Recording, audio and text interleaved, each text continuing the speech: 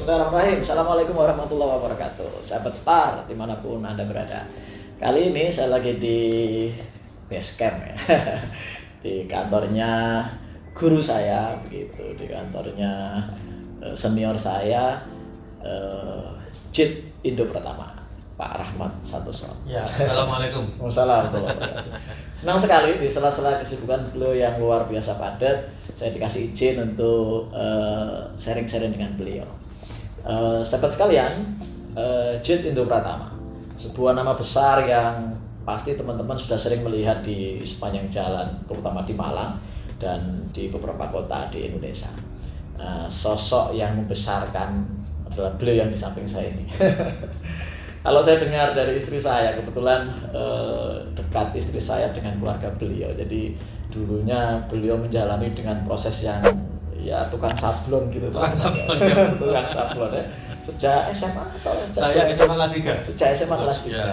Nah, ini jadi saya kira para sahabat-sahabat sekalian di luar sana kita perlu tahu kalau sekarang kita lihat JIT segini besar, kata orang jangan lihat hasilnya sekarang tapi lihatlah proses berdarah-darah yang melatar belakangnya dulu. Oke Pak Rahmat, kita sharing-sharing santai hari ini. Ya, oke. Mungkin bisa dengan senang hati. Teman-teman menunggu-nunggu ini Pak ya, cerita di balik Pak Rahmat yang sekarang. Gimana dulu ngawalinya ini Pak JIT ini, dulu ceritanya gimana ngawalinya ini Pak? Monggo. Ya, mohon izin kutaskan dari Star Consulting. Terima kasih sih sudah hadir di sini, itu suatu penghargaan bagi kami.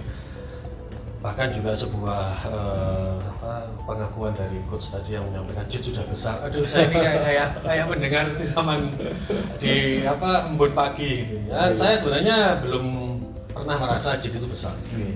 Karena sebuah ukuran itu dilihat adalah dari luar mungkin. Saya sih membesarkan ini step by step sesuai dengan kebutuhan pasar ataupun kebutuhan produksi saat itu untuk memenuhi pasar. Kita penuhi, kita lengkapi bagian per bagian step by step, baik secara hardware perlengkapan maupun secara fisik gedung, termasuk divisi yang harus ada di masing-masing anak perusahaan. Bahkan pembentukan anak perusahaan itu kita hadirnya itu bukan disengaja, tapi memang kita seringkali dipaksa untuk harus ada di sana. Memang JIT ini dari dulu saya awali tahun 89. Saya SMA kelas 3. SMA kelas 3. Berarti sekitar berapa tahun Pak Rahmat? 30 tahun. Ya. Sekarang 2020. Ya. Luar biasa teman-teman. 31 tahun. 31 tahun. Ya. Bukan perjalanan yang pendek teman-teman. Ya. Kalau kita lihat analisis para ahli kan bisnis bertahan 5 tahun itu keren gitu. Ya. Betul tidak? Ya. Kalau bertahan 30 tahun ini tinggal menunggu semakin jayanya begitu. Amin. Oke Pak Rahmat, Ya. dari sablon ketika SMA kelas 3, gimana ceritanya Pak kok terus pengen Saya awal sablon? malah belum cetak Pak. Saat itu saya awali, kalau sekarang di musimnya itu orang membuat usaha online itu sama dengan saya dulu jadi makelar cetak. Dulu saya hadir secara fisik. Kalau sekarang teman-teman hadirnya ini adalah by wire secara online. Seringkali seperti kalau kita lihat akun-akun Instagram di mana-mana itu suka banyak orang memposisikan sebagai itu dropshipper kayak. Mereka bukan mempunyai unit produksi, tapi bisa menjualkan jasa dari tempat lain. Itu saya alami 89, 90 saya sampai kuliah. Walaupun saya dulu sekolah, saya sablon, cetak, menerima order, saya kerjakan. Kalau nggak bisa saya kerjakan, maka saya kirim ke networking. Saya dari kecil sudah diajari bagaimana memenuhi sebuah target produksi, dan itu banyak terbantu karena networking. Karena itu saya ini sangat menghargai sebuah proses marketing yang dimana di sana sebenarnya sangat kental dengan networking, dengan jejaring kita di sana sih. Berkembang sekian tahun, kemudian karena tuntutan produksi sablon nggak memenuhi kualitas dan kuantitas, maka harus ada mesin cetak. Tahun berapa Pak mulai main mesin cetak? Mungkin 92, 93 saya sudah masuk mesin. 4 tahun setelah. Sudah masuk mesin, tapi ya mesinnya masih level entry level lah karena saat itu. Tempatnya di sini juga Pak? Ya, lebih kecil dari ini. Sekarang ini saya menempati sebagian dari gedung sekolah yang akhirnya saya beli. Saya dulu menempati sebuah rumah kecil di pojok sekolah ini, Mas. Ada sebuah rumah dinas di pojok kiri sana. di sebuah selasar antara rumah orang tua saya dengan gedung sekolah. Jadi pemesan saya, customer saya, meskipun corporate saat itu Telkomsel sama Telkom, ingat saya yang sebagai corporate pertama saya, itu mereka datang parkir di depan sekolah, kemudian berjalan di depan kelas-kelas mencari tempat saya kerja di sebuah selasar. Ya mungkin ukuran 3x8, 3x10, kalau hujan atasnya bocor, bawahnya banjir, harus pindah ke dalam rumah dan seterusnya, begitulah. Kemudian kita sewa sekolah ini, kemudian harusnya lama-kelamaan dia ajak kolaborasi, ternyata beliau yang saya, pemilik sekolah, sudah merasa lelah, capek untuk melakukan bisnis. Saya ajak, udah saya beli aja deh sekolahnya. Ya saya dulu dengan segala upaya dan kekuatan yang ada. Mesin, kemudian mesin cetak berkembanglah dengan kondisi ternyata saat itu dunia digital printing mulai merambah Indonesia tahun 2008, 2009 saya mulai memilih digital printing. Akhirnya saya membangun digital printing pertama di Malang. Pertama Pak ya? Iya. Bersama dengan itu hampir bersama nih dua usaha yang menyusul itu adalah saya membangun billboard. Karena customer kita di Telkomsel memaksa saya, menuntut saya, menantang saya, bisa nggak nih nyiapin media iklan. Ya, selama ini saya kan hanya mensuplai cover billboard aja ke Telkomsel sama ke Telkom Group. Ya saya saut aja bisa. Ini pengusaha jadi semua harus diusahakan kan gitu. Ya berkembanglah billboard itu dari 1 titik menjadi 2 titik, 2 titik menjadi 4 titik. Hasil saya dapat 1 titik, enggak saya makan, tapi saya kembalikan untuk memperbesar aset, membeli titik yang baru. Hasil dari 4 titik enggak saya makan, saya masukkan lagi untuk menghasilkan aset yang baru. Begitu seterusnya hingga sekarang saya insya Allah mengkoleksi kurang lebih 168 sampai 170 titik di kota mana aja Pak? Terutama Malang Raya. Dulu saat saya mengawali kerja, saya dulu semua kota di Jawa Timur saya bangun Pak. Semua kota saya bangun. Jawa Timur saya selalu punya titik-titik baliho, tapi berkembangnya masa kebutuhan saya menghitung akhirnya kita teruskan, kita bermain di Malang Raya. Ya, oke. Pak Rahmat, tentunya ada cerita lah di balik semua ini.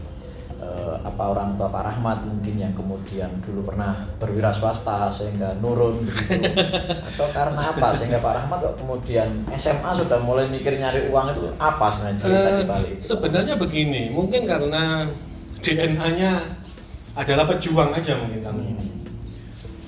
Orang tua saya dua-duanya guru, Mas. Orang tua saya dua-duanya guru, makanya rumah saya adalah di sekolah. Bapak ibu saya guru.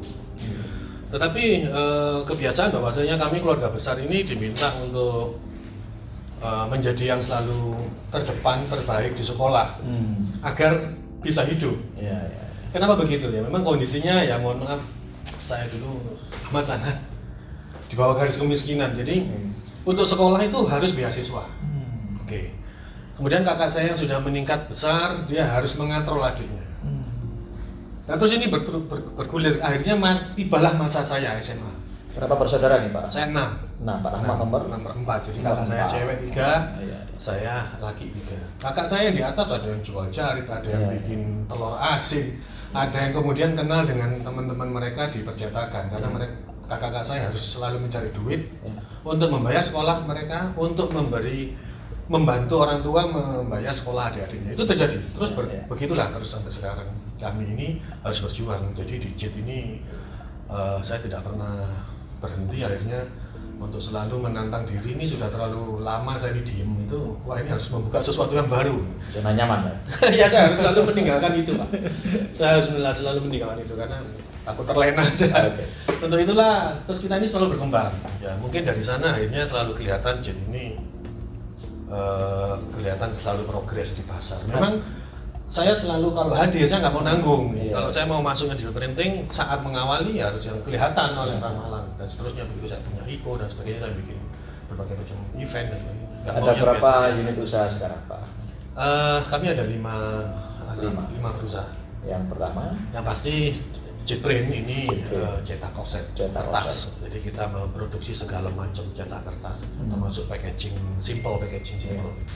Kemudian ada Indigo, itu adalah digital printing. dia memproduksi segala macam vinyl, cover billboard, kemudian material branding. Yang ketiga itu adalah Lintang Khatulistiwa, dia ini yang menangani aset-aset billboard kita atau home media. Yang keempat, kemudian saya membuat Jingga yang dulunya saya kepinginnya main di pasar retail agar bisa ketemu sama teman-teman UKM, teman-teman mahasiswa. Tapi ternyata Jingga ini yang ada di Jalan Cengkeh mempunyai pola tersendiri, dan akhirnya mereka lebih tidak bermain di area red zone competition malah. Tapi bisnisnya muncul dengan spesifikasi mereka menjadi digital kreatif. Yang kelima, yang terakhir, saya mempunyai J Entertainment. Ini adalah IO.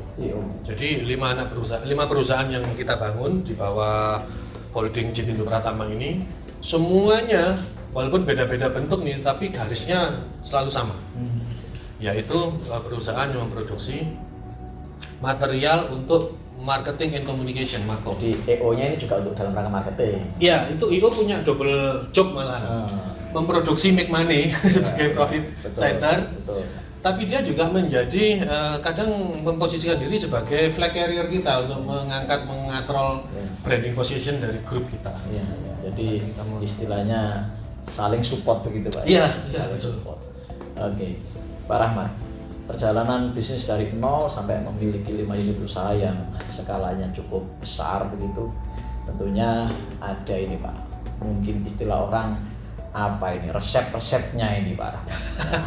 Apa ini yang bisa dibagi ke teman-teman sehingga teman-teman ini kalau misalnya pengen besarkan usahanya gitu, apa sih yang boleh dan tidak boleh begitu Pak Rahmat. Pengalaman. Kalau rumus bisnis kan banyak di mana-mana Pak, tapi pengalaman ini adalah guru yang luar biasa untuk benchmark barangkali namanya Pak ya. Untuk bisa ditiru sehingga teman-teman nggak trial and error gitu. Apa sih yang boleh dan nggak boleh dari saya sharing aja ya. Saya tidak pada posisi bisa menjelaskan mana boleh mana nggak boleh. Tapi yang pasti selama saya membesarkan JIT ini salah satunya karena banyak faktor pasti. Salah satunya saya itu selalu mengajari tim saya untuk go to detail. Jadi sebuah project itu harus dipersiapkan dari A sampai checklistnya detail gitu Pak ya. Kemudian setiap langkah itu harus dikerjakan oleh orang yang kompeten, yang ahli. Go to detail agar mendapat hasil yang detail, maka harus orang yang ahli. Dari awal saya ini selalu membuat JIT ini memang sedikit kesannya itu agak gemuk organisasinya, tetapi orang-orang ada di masing-masing divisi ini memang sudah pekerjaannya adalah itu. Divisi A tidak mungkin mengerjakan pekerjaan divisi B. Orang keuangan di tempat kami hanya mengerjakan keuangan, segala macam urusan keuangan, pajak dan seterusnya. Ada subdivisi mereka purchasing. Anak purchasing hanya mengerjakan keluar masuk barang permintaan. Kemudian diproduksi juga gitu. Di pracetak, anak pracetak hanya mengerjakan desain sama persiapan cetak titik. Dia tidak mengerti bagaimana mesin ini berjalan. Anak press, anak production itu hanya mengerjakan cetak aja, nggak ngerti file pracetak ini disiapkan bagaimana. Tetapi semua ini harus ada dirijennya. Nah, dirijen inilah yang menjadi kedua. Kita ini jangan pernah takut untuk mencerdaskan, untuk menjadikan pintar tim kita, Mas. Semua lini tadi. Saya itu selalu menularkan ilmu dan saya selalu menyemangati manajer-manajer kami bahwa saya tidak ada naga hebat sebelum dia mampu menciptakan naga-naga berikutnya di sekelilingnya. Yang kedua, saya menciptakan tim yang kuat. Tim-tim ini dia harus profesional di bidang masing-masing. Keuangan, yang marketing, yang pracetak dan seterusnya. Yang terakhir menurut saya paling utama di semua bisnis ya komitmen. Ya kan? Komitmen aja, apapun kalau sudah komit ya walaupun hujan badai ya harus terjang agar apa yang kita sampaikan itu bisa terwujud dengan berbagai macam cara. Nah, yang di bawah-bawahnya itu ya banyak, pasti ada perhitungan biaya, ada perhitungan SDM dan sebagainya macam. Jadi detail, profesional, ya kan? Timnya, komitmen. Nah, jadi nggak mungkin bisa hasilnya bagus kalau nggak detail gitu. Betul, karena orang ini kan tempatnya salah dan lupa. Iya. Ya kan? Saya ingat itu apa? Iya. Apa ini nama? Al-insan mahal khotok wanisya. Manusia tempat salah dan lupa. Tempat salah Dengan dan detail ini meminimalisir salah, Ya. meminimalisir lupa kan gitu. Ya. Tapi detail juga nggak akan menghasilkan bagus kalau yang ngerjakan bukan ahlinya, begitu lah. Ya. Harus cari ahlinya. Makanya beliau spesifikasikan timnya sehingga gemuk, ya kan? Ya mungkin karena Gemuk tapi terukur lah. gemuk tapi terukur, ya. Dan terakhir komitmen, begitu Pak ya? Ya. Komitmen. Oke. Nah, kaitannya dengan ide-ide yang ada selama ini Pak Ahmad, bagaimana tim JIT bisa memiliki ide-ide yang cukup menarik sehingga market melirik begitu Pak. Gimana cara Pak Rahmat memunculkan itu di timnya? Ya, sejak 6-7 tahun terakhir saya ini, kalau dulu selalu saya dengan adik saya yang menjadi pelopor di sini. Kita menunjukkan bagaimana kita harus selalu hadir di pasar ini dengan sesuatu yang berbeda. Iya. Kalau orang lain berwarna merah, Iya. JIT ini harus warnanya kuning. Begitu. Kalau yang lainnya mengarah ke selatan, saya sekali ikut ke selatan, tapi saya mempersiapkan untuk juga hadir di sebelah utara. Sejak itu kemudian kita menularkan semangat ini kepada tim. So, saya membuat sebuah tim yang selalu kita ajak diskusi. Kita ini kepingin kayak gini, menurut teman-teman bagaimana? Jadi kita mendengarlah dari tim itu. Dengan begitu pasti akan ada banyak masukan. Tapi yang jelas warna itu memang kuat dari saya sebagai CEO dan adik saya sebagai wakil. Bagaimana memberi warna, bagaimana mengarahkan JIT pertama. Tetapi secara detail teknis itu dikerjakan oleh tim manajer. Yang berikutnya, saya ini benar-benar sering memberanikan diri, memberi wewenang penuh kepada mereka untuk berkreasi. Jadi jangan sampai orang itu dilepas, tapi buntutnya dicekelin. Kita memberi arahan, biarlah nih kepala, badan, ekor dia bergerak mengikuti arahan real yang ada. Membentuk, ini kita bentuk bersama, kita beri warna bersama. Silakan didetailkan di sana. Dengan begitu tim itu akan lebih lincah untuk hadir di untuk menghasilkan sesuatu yang memberi khas gaya mereka. Jadi cuma dikasih guidance-nya begitu, mereka bebas berekspresi, tentunya di koridor-koridor yang JIT punya begitu ya. Tapi memang awalnya dengan divisi-divisi yang ada yang tidak saling double job, itu membuat banyak ide-ide segar itu malah berasal dari mereka untuk divisi mereka masing-masing. Karena fokus tadi. Fokus, Semakin fokus, makin dalam. Betul, itu. Begitu ya. Itu ya. Saya dulu takut mau membentuk banyak divisi begitu. Nanti jangan-jangan mereka, saya ini overpaid aja ke mereka dengan jumlah karyawan berlebihan. Ya saya balik, biar nggak overpaid, biar nggak saya memberi gaji berlebihan biayanya. Saya beri tugas yang banyak, artinya makanannya harus banyak. So itu saya limpahkan kepada manajer marketing. Ini volumemu harus begini nih. Kalau enggak, kalau enggak bagaimana nih? Jadi biarlah terus kemudian manajer marketing menerjemahkan target-target itu kepada tim. Siap. Oke Pak. Pak Rahmat ini kalau saya dengar dari beberapa timnya orangnya tegas teman-teman, tegas. Ya. Apa kejam?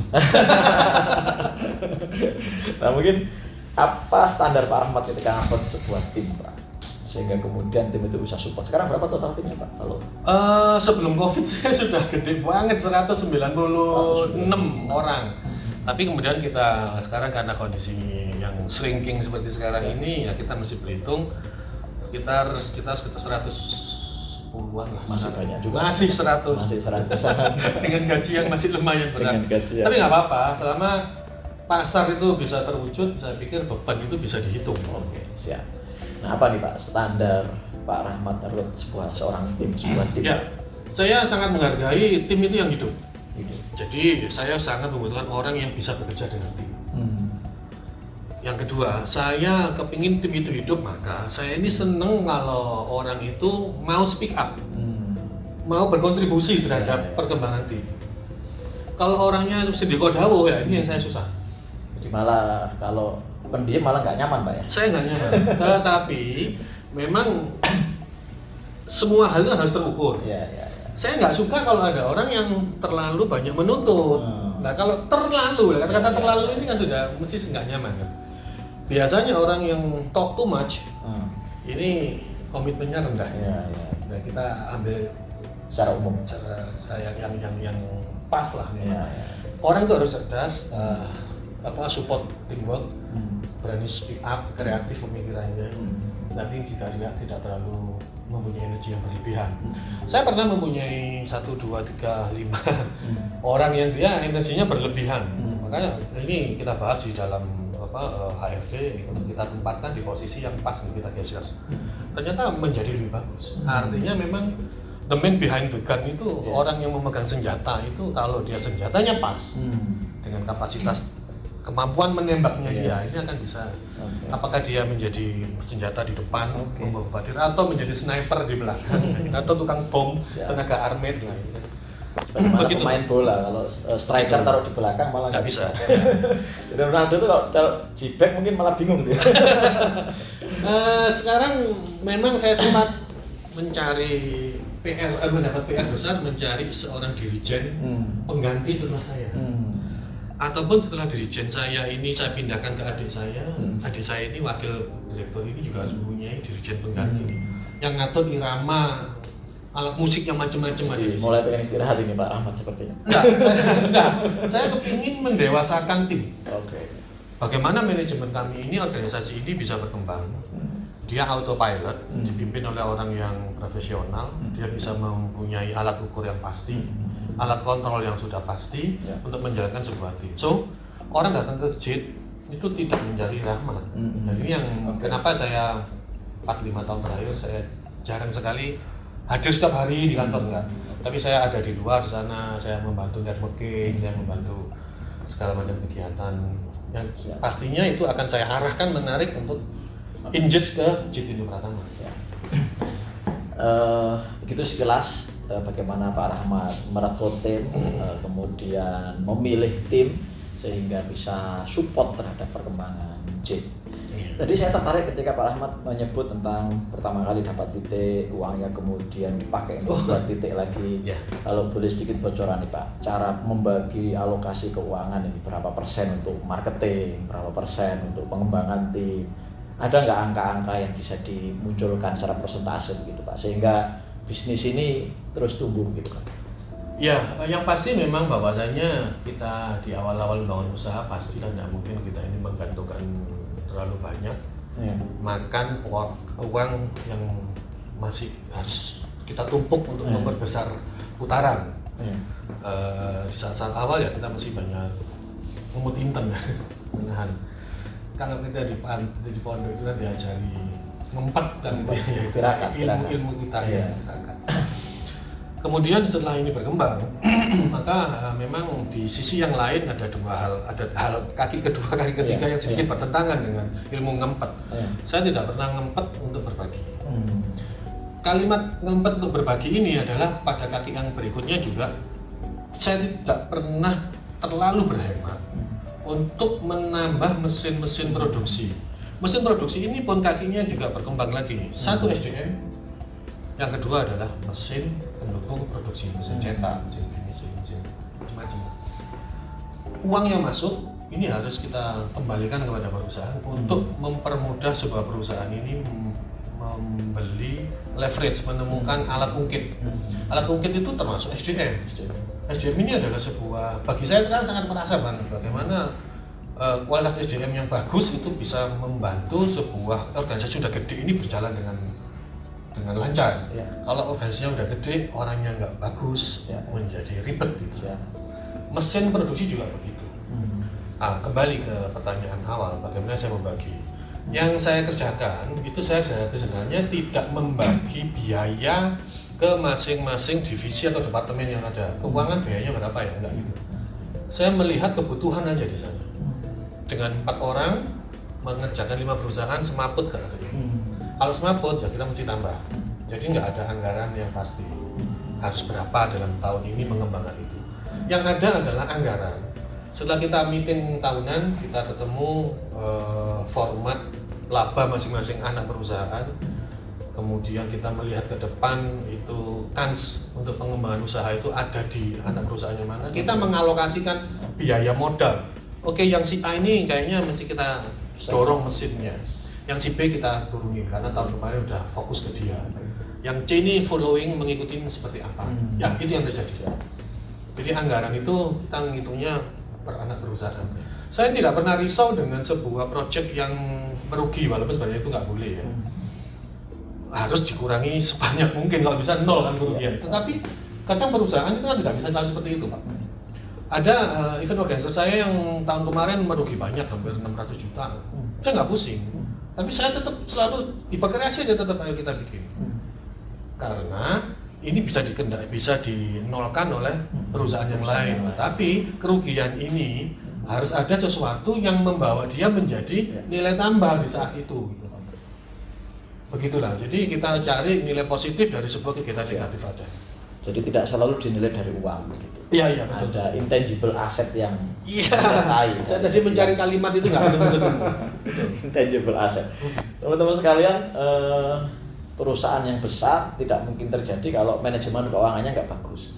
Kalau kita lihat sekilas dari Pak Rahmat menjelaskan, investasi ini kuat kita lihat di SDM, di alat-alat yang kemungkinan bisa mengungkit omset-omset berikutnya wajib dimainkan ya, termasuk berbagi ke orang-orang yang membutuhkan ya. Jadi kalau ngempet itu untuk diri sendiri, kalau ke orang lain ya berbagi ya, boleh ngempet ya, luar biasa. Pak Rahmat, dengan digital era seperti sekarang ini, bagaimana keberadaan JIT? Selama ini kan Raja Baliho. Ya, offline ya. Gimana Pak Rahmat? Oke, JIT untuk pertama mempunyai 5 lini: cetak offset, cetak digital, digital kreatif, out of media atau billboard, offline, iklan offline, sama IO. Saya melihatnya gempuran digital, pasar digital sekarang memang luar biasa. Tetapi saya masih yakin di sana masih banyak hal-hal offline, cetak offset saya, packaging yang juga diperlukan, ya kan, branding perusahaan, branding toko dan sebagainya itu masih membutuhkan. Begitu pula dengan penguatan pasar, perusahaan-perusahaan besar untuk melakukan penetrasi pasar secara offline di billboard. Memang di beberapa kelas yang langsung menyentuh di pasar retail, Pak.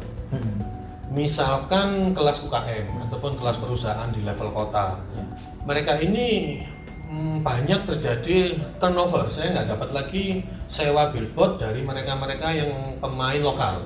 Tetapi pemain-pemain perusahaan nasional sekelas pabrik rokok nasional itu luar biasa belanjanya. Luar biasa. Memang porsi menuju ke digital harus dilakukan. Nah, kita akan mencoba menuju ke sana. Tetapi pasar membuktikan. 5-6 tahun yang lalu saya sempat ditantang sama kawan yang kemudian menjadi kompetitor saya di grup Telkom. Mereka hadir dengan Videotron besar-besaran di Indonesia. Saya bilang, saya nggak takut. Semakin besar Telkom Group membelanjakan duit, kamu akan semakin teledor melihat pasar. Benar kemudian 3, 4, 5 tahun habis titik mereka nol lagi. Sekarang kita kalau melihat di Malang dulu ada 4, 6 atau 8 Videotron bertebaran. Ya kita lihat aja. Kalau JIT nggak main Videotron? Saya akan hadir tapi dengan sangat selektif. Karena pasar ini masih bergerak, Pak. Kita melihat pasar Videotron itu ya dia masih mencari format. Banyak yang tumbang lah pemilik titik, kecuali memang lokasinya amat sangat prestisius, Surabaya. Jadi pada saya di Gempur 4-5 tahun lalu saya cuma senyum aja, nggak apa-apa. Kamu jalan Videotron, saya jalan tetap billboard. Karena memang anggarannya cukup gede, investasinya besar. Oke, berikutnya bagaimana kalau kita ngomong online di JIT? Ya, JIT ini lagi bertransform. Kita mencoba mengikuti gaya anak muda. Karena apapun kami tidak bisa menganggap online itu nggak ada. Nggak bisa, nggak boleh. Tapi saya pikir itu nggak wise juga. Walaupun saya old crack ini sudah usia 50, saya harus hadir juga di platformnya anak milenial di usia 18-20 tahun. Kita harus hadir secara online. Itu yang sedang kita kerjakan. Kita pinginnya semoga omni marketing ini bisa tercapai. Tapi selama ini memang mayoritas marketing JIT dari offline ya Pak ya? Dari offline, karena kami ini adalah perusahaan yang memang besar itu dari B2B, Mas. B2B ya? Ya, kontrak-kontrak kami itu adalah sebuah kontrak-kontrak besar dengan perusahaan BUMN. Dan mayoritas repeat order Pak ya. Repeat order. Nah, jadi kualitasnya terkenal sih teman-teman kalau JIT. Terima kasih. Saya dulu nyetak undangan nikah juga di JIT. Gitu ya. Jadi dikomentari kok bagus gitu. Jadi memang ya ada harga, ada rupiah, ada harga, ada kualitas ya kan. Ono rego, ono rupo kata orang Jawa. Nah, JIT saya lihat konsen di situ. Ya segmennya berbeda sih ya. Walaupun sekarang main juga di UKM Pak ya. Ya kita kepingin hadir lah untuk teman-teman UKM. Karena mereka kan juga penyelamat bangsa dan mereka adalah pemegang duit nih sekarang. Itu ada perputaran duit di sana. Pak Rahmat, kalau boleh sedikit sharing, Pak Rahmat ini ketua IMA Malang juga Pak ya? Indonesia Marketing Association. Ya, IMA Malang. Jadi IMA ini salah satu komunitas di bawahnya Pak Hermawan, betul? Hermawan Kertajaya. Saya yakin beliau dipilih karena teman-teman nyimpulkan bahwa beliau ini ahli marketing gitu ya. Ya kan, tukang dodolan sebenarnya saya ini. Nah, Pak, rahasia jualan produk seperti JIT ini seperti apa Pak sebenarnya sehingga dari nol saya bilang Pak ya, dari tukang sablon sampai sebesar sekarang, apa sih sebenarnya rahasia jualannya JIT ya, jualannya JIT ya. Kita mencoba hadir dengan memberi warna. Makanya kita slogan kita, gimmick kita adalah salam kita adalah salam berwarna, lebih berwarna lebih lama. Kata-kata berwarna ini yang harus kita kuatkan dalam artian kita harus hadir dengan kualitas yang bagus. Kalau kualitas bagus, maka berawal dari source yang bagus, berarti desain kita pun juga harus. Makanya kalau dulu pertama kita namakan JIT pertama pusat seni cetak. Saya sempat dicemooh, kami tuh berani-berani ngeklaim pusat seni cetak. Ya nggak apa-apa, menguatkan diri saya agar saya ini selalu komit bahwasanya desain yang kita keluarkan itu adalah selalu mendapat hati di masyarakat, di pasar. Itu yang kita pegang, desain. Yang kedua kualitas. Kalau kualitas berarti adalah mesin dan SDM. Itu. Ini hal-hal ini yang harus selalu menjadi pijakan kita. Bagaimana kita hadir di pasar itu bisa memenuhi standar pasar. Kalau perlu malah beyond the expectation, kita bisa hadir. Kalau mereka mintanya merah, datang, waduh merahnya wapi. Itu yang harus selalu kita pertahankan. Kualitas, kuantitas juga pasti karena kita harus kejar volume produksi. Intinya berarti kepada alur produksi yang bagus, mesin produksi yang mumpuni, operator yang bisa menjamin mesin ini berjalan dengan baik dan benar. Jadi tidak hanya over promise begitu Pak ya? Iya. Mungkin under promise over deliver itu. Jadi Pak Rahmat fokus banget di kualitas. Saya mengenal JIT ini sudah lama. Jadi dan memang cetak-cetakannya berkelas begitu teman-teman, berkelas. Terima kasih. Iya, makanya perusahaan-perusahaan besar berkiblat untuk di Malang Pak ya. Berkiblatnya ke JIT. Oke Pak Rahmat. Saat ini pandemi terjadi gitu Pak. Banyak perusahaan yang merumahkan karyawannya lebih dari separuh Pak Rahmat. Ya. Kalau JIT tadi ya masih tersisa cukup banyak. Bagaimana kiat-kiat mengatasi masa ini Pak? Karena ini kita nggak tahu sampai kapan Pak. Betul. Ya kan kita nggak tahu. Gimana Pak? Yang jelas saya mulai awal melihat resesi ini kan resesi yang keempat yang saya alami selama saya ini bekerja. Boleh Pak, resesi keempat. 98 dulu 98. kita krisis karena moneter. Yes. Nilai tukar di luar sana gila-gilaan. Indonesia terpengaruh banget, diperburuk dengan politik tahun politik yang sangat ekstrim. Pergantian waktu itu kemudian lama. Ya, kemudian di tengah yang periode yang gelombang kedua, resesi kedua itu sebenarnya saya ada di tahun 2002. Apa ini Pak? Ini kalau ini karena saya kesalahan manajemen keuangan aja. Yaitu saya bermain money game. Dan itu membuat saya habis. Kebijakan saya untuk menjadi orang yang tamak rakus itu ternyata tidak diperbolehkan sama Tuhan. Alhamdulillah saya diingatkan. Tapi saya tahu cara Pak Rahmat menyelesaikan. Beliau sangat gentle. Iya, saya nggak mau lagi. Saya tahu itu. Karena dan saya dengar langsung cerita itu. Beliau sangat gentle untuk menyelesaikan itu semua gitu. Ya, saya nggak mau meninggalkan hutang kepada perusahaan dan anak-anak saya. Ini sayang, jadi harus kita hadapi lah permasalahan. 2008 ini kemarin mortal mortgage ya. Secara dunia kan memang resesi yang nggak karu-karuan juga itu kan. Yang keempat ini, saya kemarin per 10 tahunan 98, 2008, saya 2018 sudah nunggu ini. Saya harus prepare. Ternyata lolos, nggak ada apa-apa. 2019 kita gencet habis, kita buang kita bikin kebijakan untuk investasi yang gede-gedean. Ternyata 2020 ambiar lagi. Oke, kembali. Dengan kondisi seperti itu, maka saya langsung membuat plan-plan strategik. Saya membuat untuk kesehatan, karena ini kan pandemi kesehatan. Maka yang saya lakukan pertama sekali, saya meminta tim keuangan untuk menghitung cash flow. Cash flow kita ini seperti apa? Potensi pembayaran dan potensi penagihan harus dihitung dengan kuat, termasuk hutang-hutang kita di luar. Pokoknya tentang cash flow deh. Saya minta tim untuk membahas itu, dihitung. Yang kedua, karena kesehatan, saya membuat satgas agar jangan sampai pada saat kita mati-matian berusaha untuk hidup, bahkan mati-matian setelah lolos hidup kita harus comeback kepada pasar, kemudian kita mengalami interupsi yang sangat kuat karena salah satu atau dua atau bagaimana wilayah kerja kita ini terinfeksi. Saya bikinlah satgas. Oke, setelah itu semua selesai, kita kembali, cash flow kita angkat, kesehatan saya anggap sudah dipantau, sudah dikontrol. Saya harus menghitung pasar. Ternyata memang pasar ini kita sama-sama tahu tidak bisa mempunyai jangka waktu yang panjang situasi market ini. Sekarang ini JIT selalu saya itu seminggu 2 kali melakukan tinjauan cash flow dan melakukan tinjauan market. Produk apa yang lagi in, apa yang bakal in, bagaimana kita mensikapi gempuran harga, karena semua sekarang mengkerut, sinking, semua butuh makan, ada kesempatan satu muncul maka semua membuat itu. So saya pun juga mengikut pasar aja. Saya merubah paradigma yang dulu JIT harus selalu menjadi market leader, sekarang kita turunkan nih. Kita menjadi followers yang baik bagi pasar. Tetapi kita mesti cerdas dan akurat untuk membaca pasar. Karena pasar ini bergerak seminggu udah beda gaya, Mas. Seminggu udah beda gaya. Jadi setiap seminggu 2 kali lah kita selalu melakukan update pasar. Jadi kalau dulu JIT itu berani untuk mendidik market itu.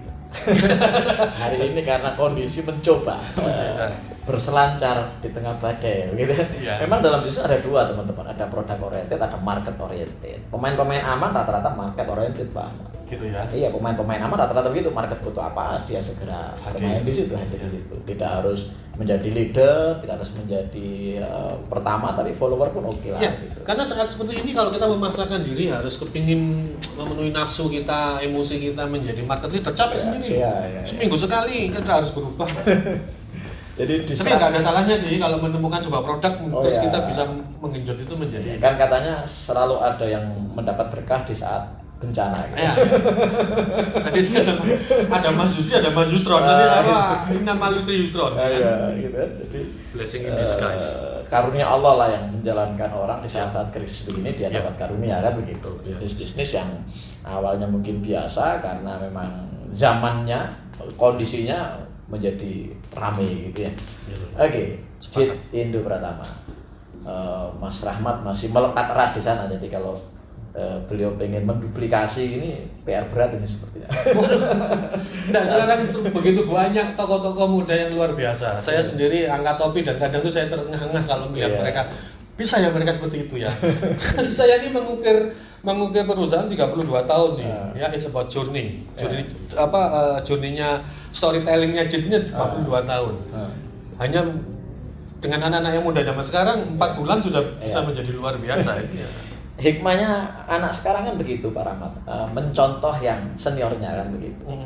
Begitu banyak ilmu yang beredar di media massa. Dan sekarang gratis ya? Ya, seminar, workshop, menjadikan mereka memperpendek masa belajar. Kalau Pak Rahmat ini kan autodidak.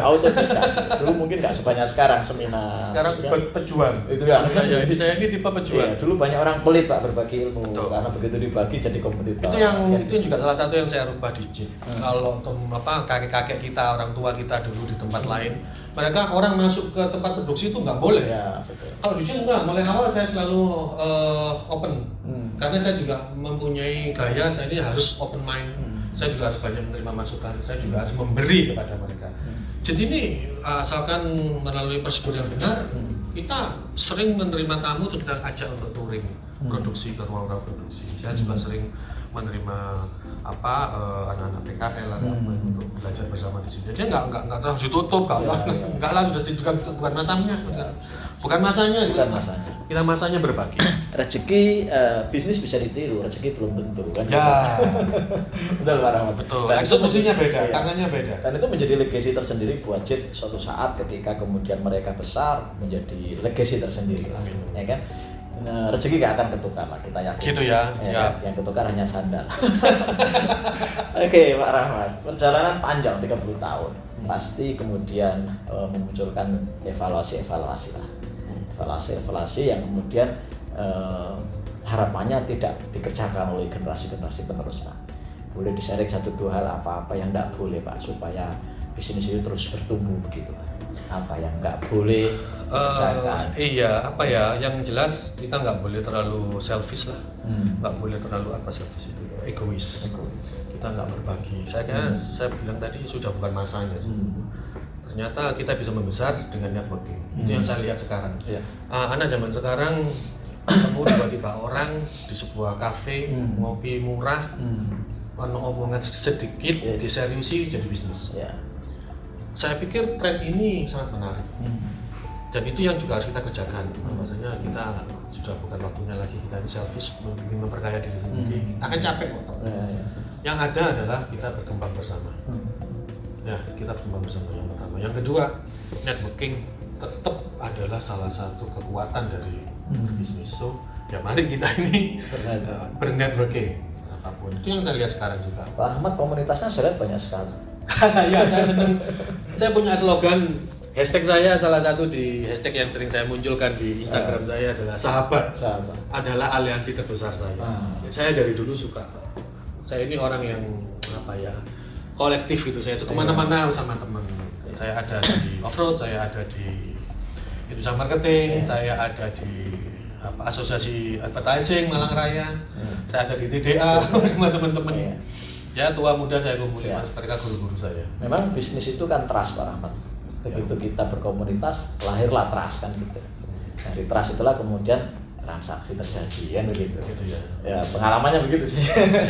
Karena kalau kita trust nggak punya, tahu-tahu datang nyodori gitu juga kan kisopo kan gitu. Tapi ketika kita trust, kita hubungannya emosional gitu. Sesuatu yang resmi bisa longgar gara-gara hubungan pribadi. Dan kemudian Pak Rahmat dengan JIT-nya menimpali dengan kualitas sehingga orang pun mau berpindah ke yang lain juga mikir-mikir gitu, Pak. Karena kualitasnya. Saya sangat sepakat yang pertama malahan tadi bahwasanya memang saya seringkali merubah sesuatu hubungan bisnis resmi yang official kemudian bisa menjadi selesai gara-gara kita menjadi teman dari mereka. Kalau di NLP namanya bonding itu, Pak Rahmat. Gitu ya. Jadi bangun passing, bangun bonding itu justru dengan sesuatu yang non formal. Kalau formal malah jatuhnya tidak bonding, tidak passing gitu. Tetapi pada saat itu transaksi terjadi, kita harus menunjukkan kita memang qualified. Betul. Itu produksi ini harus muncul dengan baik. Itu yang tak lihat. Makanya mesin-mesinnya JIT luar biasa ya, jangan ditanya harganya. Karena ini menjadi hal yang penting nih kalau memang diperkenankan menjadi tambahan yang tadi. Jangan kita ini berproduksi asal-asalan.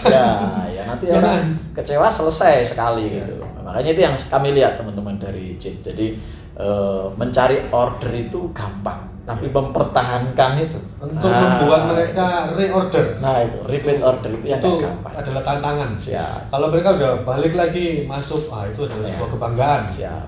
Jadi sedekat apapun kita dengan klien kita, kalau kualitas kita tidak bagus, mereka akan berpikir ke lain hati begitu. Saya jadi ingat, saya sempat seringkali memberi catatan ke teman-teman. Satunya adalah jangan sampai nih kita harus membuat pasar itu jatuh cinta sama kita. Apa bahasanya anak sekarang ini bucin sama kita, ini budak cinta. Jangan beri kesempatan customer kita untuk melirik orang lain. Apalagi terus sempat menerima traktiran es krim dari tempat lain, itu bahaya. Jangan sampai dia mencicipi barang dari kompetitor. Apalagi yang kelas-kelas kakak Pak Rahmat. Waduh. Beliau terkenal dekat sekali dengan klien-klien beliau, jadi hubungannya bukan semata-mata bisnis, ya jadi sampai kayak dulur gitu Pak Eser, sampai kayak dulur, kayak sahabat dan selanjutnya. Oke Pak Rahmat, ke depan JET Indo Pratama ini mau dikemanakan Pak Rahmat? Dengan usia yang sudah 30 tahun ini, dengan Pak Rahmat sekarang sudah 50 tahun.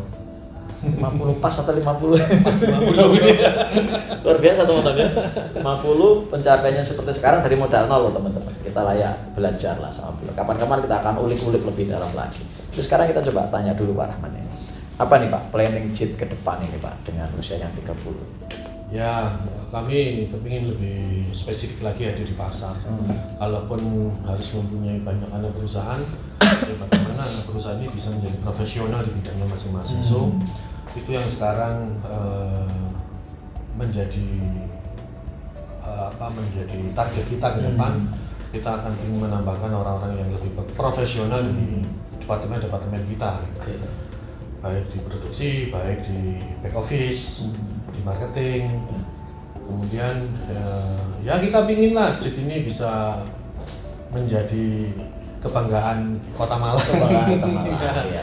Jadi orang luar Malang memang begitu Pak tahu. Ya, itu yang semangat yang sempat saya tancapkan di kepala pada saat saya ini membangun Lintang Katulistiwa. Saya membeli billboard pertama, saya belum punya semangat, saya hanya sekedar memenuhi target produksi. Masuk ke billboard ketiga, keempat dan seterusnya, semangat saya ini adalah saya ini Arema. Kalau saya lihat di banyak kota selalu adalah bendera-bendera nasional yang muncul pemilik titik reklame. Dan ada 1-2 pemain lokal yang menjadi besar. Kenapa di Malang tidak ada pemain lokal yang harus bisa besar? Saya harus hadir di sana. Itu kemudian semangat itu saya ambil. Nah, semoga ke depan anak perusahaan kita yang lain pun juga begitu. Karena ada langit di atas langit kan. Saya sangat sadar di atas kami ini jauh banyak sekali perusahaan-perusahaan yang sangat spesifik mengerjakan 1-2 tapi dia bisa cukup besar. Nah, karena kita sudah terlanjur mempunyai 5 lini, ya bagaimana 5 lini ini harus masing-masing menjadi profesional bidangnya dan diperhitungkan oleh pasar. Paling tidak orang itu akan ingat saya kalau butuh seperti orang sekarang butuh billboard itu adalah JET. Nantinya kalau saya butuh label packaging maka adalah JET.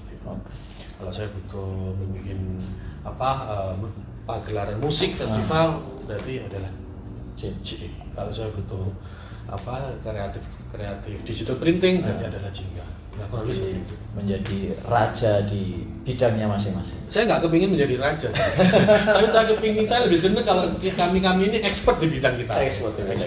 Kalau expert lama-lama jadi raja. Saya nggak berani bermimpi terlalu besar melabel kami. Bermimpi boleh, tapi melabel saya takut.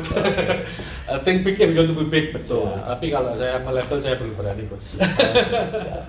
Pak Rahmat, supaya JET semakin eksis, apa yang akan diperbaiki di JET ini Pak? Kembali lagi SDM. Mesin produksi ya 1-2 masih akan selalu kita datangkan, kita upgrade, tapi masih oke. Kita hadirkan 2018-19 kita investasi besar-besaran untuk JET Indo Pratama, mungkin 5 tahun ke depan masih oke. Tinggal SDM agar orang-orang yang mensupport mesin-mesin kita ini dia memang profesional, berkualitas, punya dedikasi yang besar, kuat, punya visi yang sama dengan visi kami di. Kita kepingin menularkan bagaimana visi dan misi perusahaan ini memang benar-benar adalah impian yang ada di benak saya ini tertimplang di perusahaan ini dan itu bisa dijiwai oleh seluruh komponen yang terlibat di dalam membesarkan JET Indo Pratama, yaitu karyawan. Ya, bagi saya karyawan itu sebuah aset yang luar biasa. Ya, tapi memang antara biaya, antara kemampuan bayar, antara keinginan ini harus disinkronkan kan. Antara need dan want ini kan harus ketemu yang baik. Selalu begitu. Ketika perusahaan-perusahaan mau besar, mayoritas andalanya SDM. Ya, saya merasa sekali sekarang ini ya. Karena kalau fisik bisa dibeli dan fisik itu mudah ditata gitu. Tapi SDM ini kan banyak seninya di situ. Ya. Nah, sebelum nanti kami minta izin untuk minta komentar para karyawannya Pak Rahmat, bagaimana persepsi mereka pada Pak Rahmat. saya pengen nanya ini, agak pribadi nih. Menurut Pak Rahmat, persepsi karyawan Pak Rahmat pada Pak Rahmat ini seperti apa? Mungkin saya orang yang cerewet dan perfeksionis mungkin. Saya seringkali melempar sesuatu ke mereka. Ini kalau coba kerjakan apa, ditanggapi atau diolah, mereka munculkan. Kemudian saya memberi koreksi. Mungkin koreksi saya ini terlalu bertele-tele, terlalu sering, karena memang saya kepinginnya kalau merah itu ya merah dong, jangan sedikit orange gitu. Kalau mau orange, apa dong alasannya? Kasih saya alasan orange. Kalau memang masuk akal, ya boleh merah ke orange. Nah, itu seringkali mungkin. Jadi kalau di teori personality plus, ini koleris melankolis gitu. Gitu ya. Keras tapi detail gitu. Oke, tapi ya karena itulah jet besar begitu Pak Rahmat. Karena karakter leadernya Pak Rahmat yang tegas tapi juga detail gitu. Ya perkara kemudian istilah lain cerewet ini kan istilah negatifnya. Kalau dalam bahasa guru-guru manajemen semua hari ini harus detail, karena kalau nggak detail nggak bisa diprogres gitu, nggak bisa dievaluasi. Gitu. Oke, luar biasa teman-teman. Kita sudah lebih kurang 45 menit teman-teman sharing-sharing dengan Pak Rahmat Santoso, ya Jet Indo Pratama. Nah Pak Rahmat, pesan nih buat teman-teman yang di luar sana yang baru mulai usaha. Pak Rahmat dulu kan juga pernah ngalami itu, baru mulai usaha, yang sedang berusaha tapi mungkin belum besar, ya masih jatuh bangun menikmati prosesnya.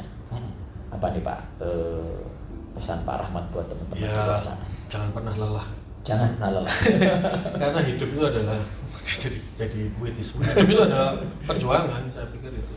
Kalau istilah zaman anak sekarang ngomongnya, make business itu adalah about making a story, membuat sebuah perjalanan panjang. Kalaupun kita harus bertahan hidup, memang itulah kita mendapat nikmat itu, mendapat manfaat, mendapat rezeki, gara-gara kita ini harus berkeringat, berjuang. Kalaupun masih ada nafas yang tersisa, jangan pernah untuk balik kanan, hajar sampai habis. Saya pikir bisnis itu memang perlu seperti itu. Iya. Yang berikutnya jangan mudah menyerah tadi ya, jangan terlalu cepat ingin menikmati. Jangan mudah menyerah, jangan cepat ingin menikmati. Iya.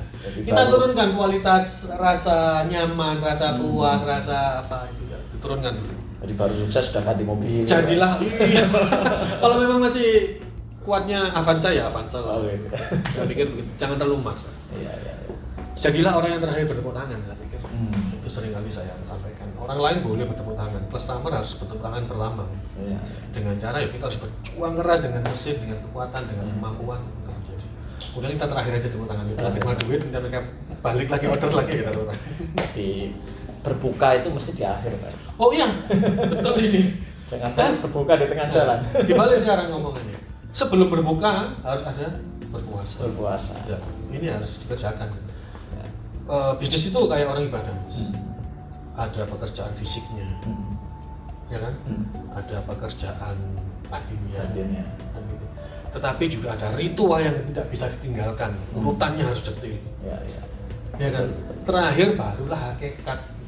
Hakikatnya adalah manfaat apa di belakang itu. Syariat, tarekat, manfaat apa? Hakikat, makrifat. Bukan gitu ya, betul ya? Iya. Saya bukan orang pondokan, tapi saya membacanya kurang lebih sama.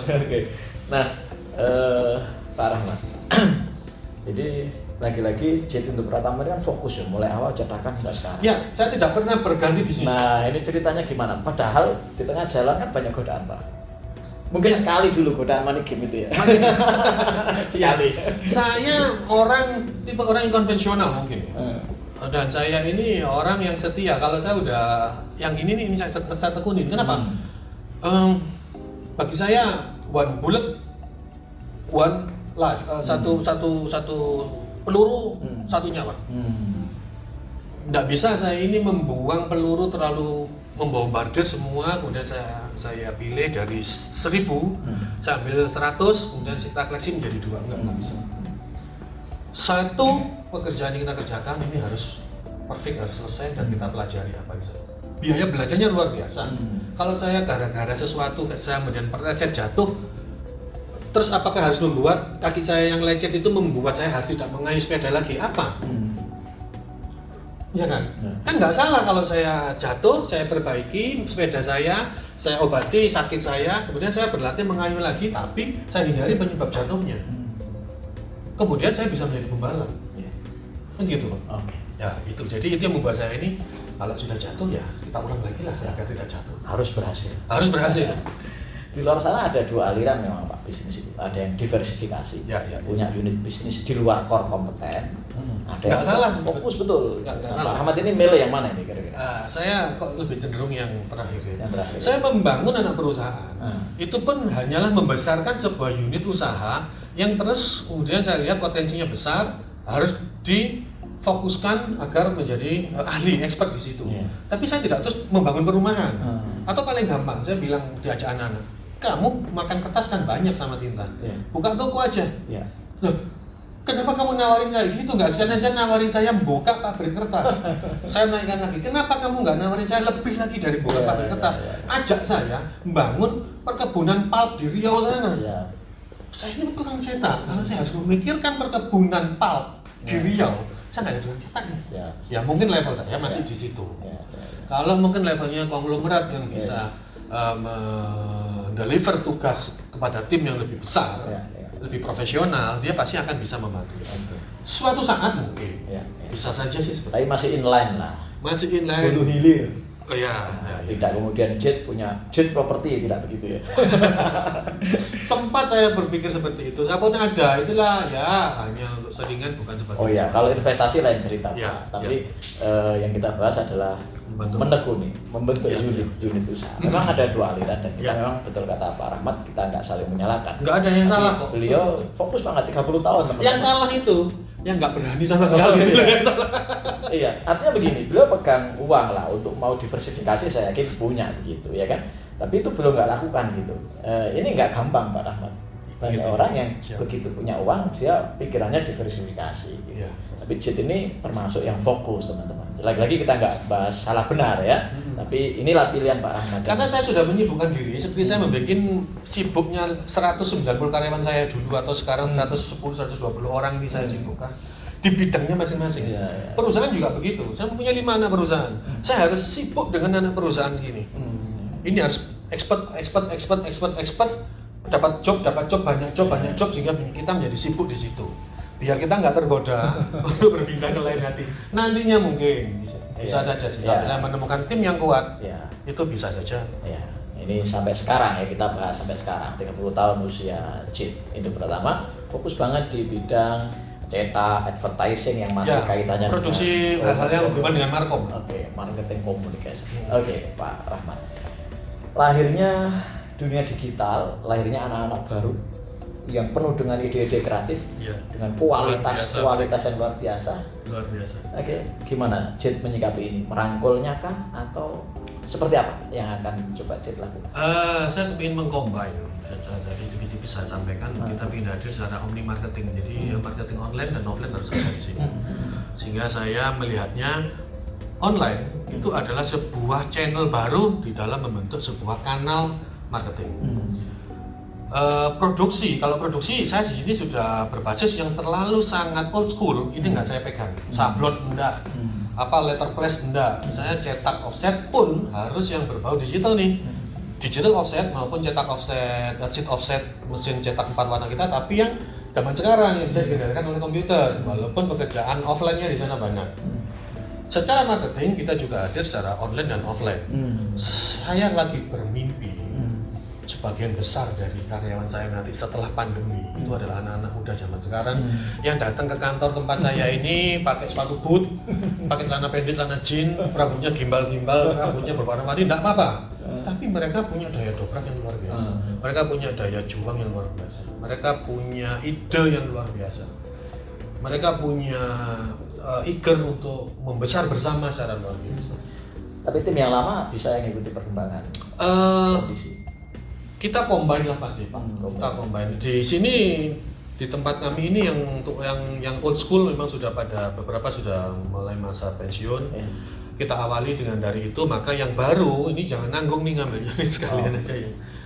Ya begitulah, kita kepingin semuanya kita ramu agar saya nggak ketinggalan sekali terhadap hal yang Yang baru, tapi saya juga harus memegang nilai-nilai yang lama. Adaptasi itu yang saya tangkap dari Pak Rahmat dengan Jit Indo Pratama. Susah tapi Pak. Iya. Berat. Tapi harus karena orang lama, gitu kan. Makanya harus punya orang baru yang ide-idenya bisa cepat.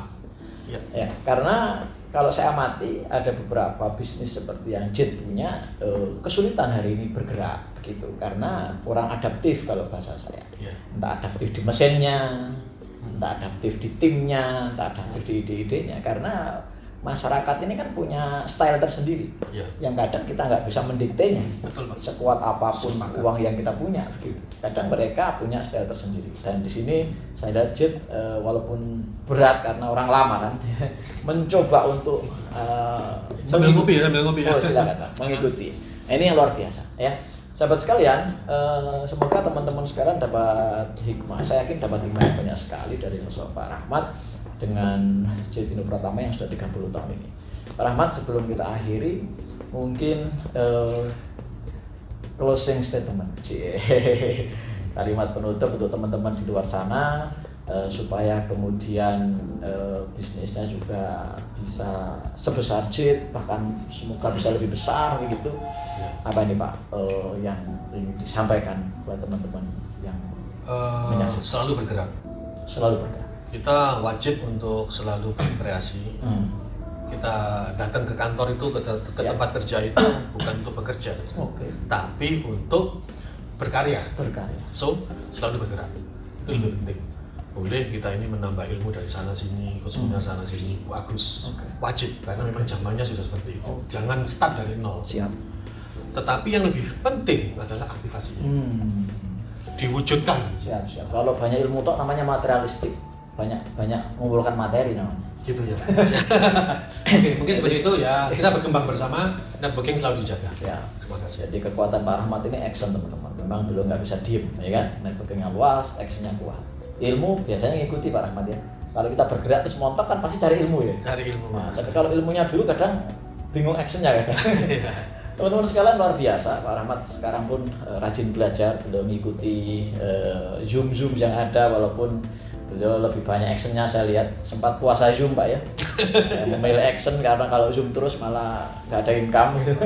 Tapi ilmu penting. Sekali lagi saya sampaikan berulang-ulang di video-video sebelumnya bahwa yarfa'illahu ladina amanu minkum waladina utul ilma darajat. Mau naik derajat, mau sukses, iman, ilmu. Begitu kan? Iman, ilmu. Dua itu syarat dari Allah dan itu abadi karena itu kitab suci teman-teman. Dan Jit iman, ilmu. Dan Jit saya lihat berkembang ke sana. Ya, berbagi itu bagian dari iman teman-teman, ya kan? Kalau ilmu, ya kalau nggak ada ilmu nggak mungkin lah tumbuh sampai seperti sekarang, ya kan? Dan ilmunya terus dikembangkan. Teman-teman yang baru, yang punya talenta hebat, silakan langsung hubungi beliau, ya kan? Jit layak untuk dibanggakan lah kalau Anda pakai bajunya Jit itu. Banggalah karyawan Jit itu karena siapa sih yang nggak tahu Bali di Malang mesti ada Jitnya. Apalagi waktu itu sempat muncul quote-quote keren tuh Pak. Ya kan, quote-quote keren ya kan, ya kalimat yang keren yang menjadikan orang naik kendaraan mesti noleh gitu ya. Ya itu waktu itu ya. Sekarang masih jalan nggak produksi gitu ya? Sekarang kita lebih banyak berbagi semangat tentang COVID Pak. Jadi beberapa billboard kosong kita tayangkan tentang COVID. Iya. Kalau dulu sempat bahas sesuatu yang sempat ramai juga ya. Ya saya sempat dipanggil polisi. Ya itulah seninya, tapi ya itulah Pak Rahmat. Keberaniannya, kreativitasnya menjadikan Jit bertumbuh sampai sekarang.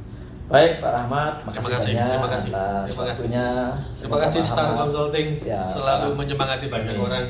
Semoga Pak Rahmat dan Jit semakin sukses. Amin. Semakin menginspirasi banyak orang dan menjadi jalan nafkah untuk semakin banyak orang. Amin. 2020 bulan Juli.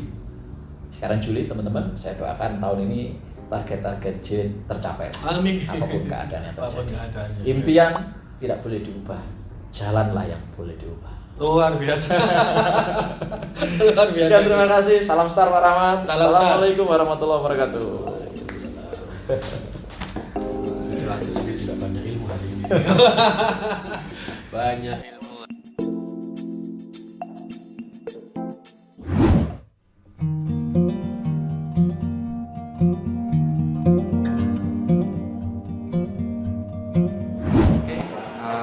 kesannya kerja di sini saya pertama dapat ilmu baru, soalnya ini dunia bidang baru. Di pekerjaan sebelumnya saya belum pernah ketemu, hanya ilmu baru yang kita dapat di sini, secara dari grafis, dari I.O., dari event di luar apa ini kayak musik-musik itu, event organizer itu dapat di sini semua.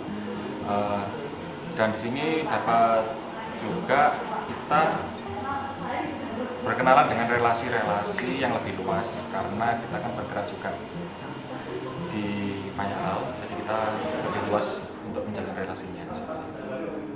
Pesan dan pesan saya selama bekerja di JIT dengan Pak Rahmat, semangatnya Bapak itu yang pantang menyerah, yang sangat apa ya istilahnya menular ke banyak karyawan gitu kan. Terutama pernah Bapak itu ngasih pesan ya, jangan takut untuk menularkan ilmu yang kita punya. Kita harus menularkan ilmu itu ke yang lain agar muncul orang-orang baru yang bahkan lebih pandai, lebih pintar, dan lebih semangat lah dari kita. Kesan-kesan saya kerja di sini itu yang pertama banyak sih sebenarnya, bukan cuma satu dua kesan aja. Ya, apalagi ini kan kerjaan pertama saya di sini, ya kesannya itu di sini sama Pak Rahmat, dapat teman baru, nyaman, kerjanya enak juga, sama pokoknya intinya kekeluargaannya lah nomor satu terbaik. Pesan-pesannya kerja di sini itu enak sekali untuk dalam pekerjaan, dalam teamwork juga enak sekali di sini. Untuk mesin-mesin juga sudah canggih, untuk masalah pembayaran dan gaji-gaji di sini sudah cukup memadai. Ya cukup nyaman saja bagi saya. Gaji juga sudah di atas UMR bagi saya. Jadi untuk mencukupi keluarga, insya Allah lebih dari cukup. Saya kerja di JIT Indo Pertama, suasana lingkungan kerjanya nyaman dan lingkungan yang membuat kita jadi semangat untuk bekerja. Di sini saya bisa mendapatkan ilmu tentang dunia cetak secara luas, dari proses cetak offset hingga digital printing. Itu aja. Nyaman kerja di sini. Orangnya lucu-lucu. Terus kerjaannya juga enak di sini. Banyak ilmu baru yang bisa didapat di sini. Bikin tambah ingin berkembang buat diri sendiri juga. Pesan dan pesan bekerja di JAD, pesannya di sini saya bisa bertemu banyak orang, terus saya bisa banyak belajar desain juga, bisa gimana cara melayani pelanggan dengan baik. Pesannya semoga jadi semakin maju, semakin berjaya. Pesannya di sini bekerja di JAD sangat mengasihkan, dan hampir semua hasil sudah cetak bisa dicetak di JAD. Dan untuk pesannya semoga JAD tetap jaya dan sukses selalu. Kesan saya selama kerja di JIT itu pertama ini kan termasuk dunia baru bagi saya, soalnya sebelumnya saya terjun di dunia videografi dan desain, sedangkan dunia percetakan ini baru pertama kali, dan di dunia digital marketing baru pertama kali juga. Ada tantangan baru gitu loh, kayak mengenal hal baru, terus dunia percetakan yang sebelumnya belum saya tahu juga, terus seperti penjualannya gimana melalui marketplace atau website, itu gimana cara memperbanyak orang biar beli di marketplace juga gimana, promosinya, strategi promosinya juga gimana, itu termasuk baru gitu juga. Untuk pesannya semoga JIT Indo Pertama kedepannya semakin banyak yang mengenal, dan di dunia marketplace ataupun di websitenya semakin banyak yang order juga gitu.